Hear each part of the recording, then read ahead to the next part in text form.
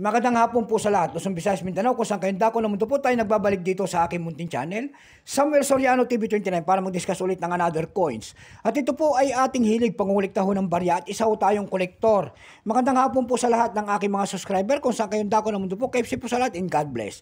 Maraming salamat po sa lahat ng aking mga subscriber. Maraming salamat din po sa nanonood doon sa aking FB page, Samuel Soriano.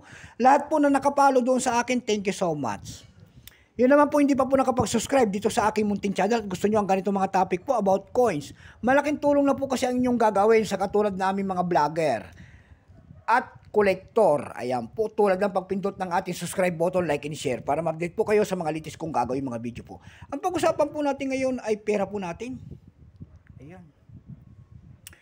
Makikita nyo po ang isang imahe ng isang lalaki. Ayan, nakaharap po sa kaliwang bahagi. Siya po ang ating dakilang bayani na si Marcelo H. Del Pilar in the year 1991. In the Republika ng Pilipinas. Pagkatalikod ho natin, ayan, makikita ho natin ang isang imahe ng 50 centimos po and then nakabukang pakpak ng isang agila.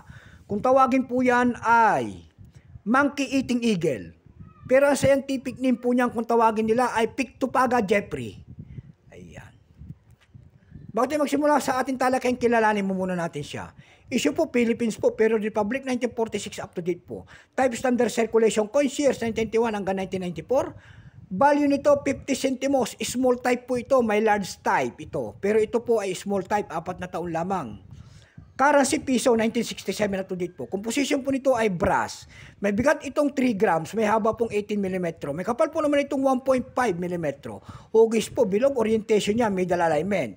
Itinigil ang paggamit nito noong January 2, 1998, number NDAS1466. Reference number KM-242-3.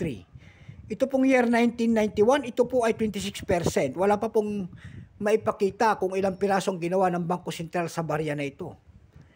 Ayan. Pero may price na po ito, yung kanyang extra fine ay 27.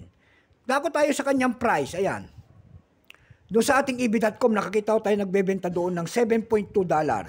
Nasundan ito ng $5 and then 433 pesos. Dako naman tayo sa Carousel PH, ayan. Sa Carousel PH po, 4 na piraso po, ayan. Na year 1991, 4 na piraso, binebenta niya po ng 600 pesos. Nasundan pa ito ng 150 pesos. Ayan lamang po ang aking may babaging kanyang presyo sagad na. So hanggang dito na lamang po Luzon, Visayas, Mindanao. Kung saan kayong dako ng mundo po, KFC po sa lahat, and God bless.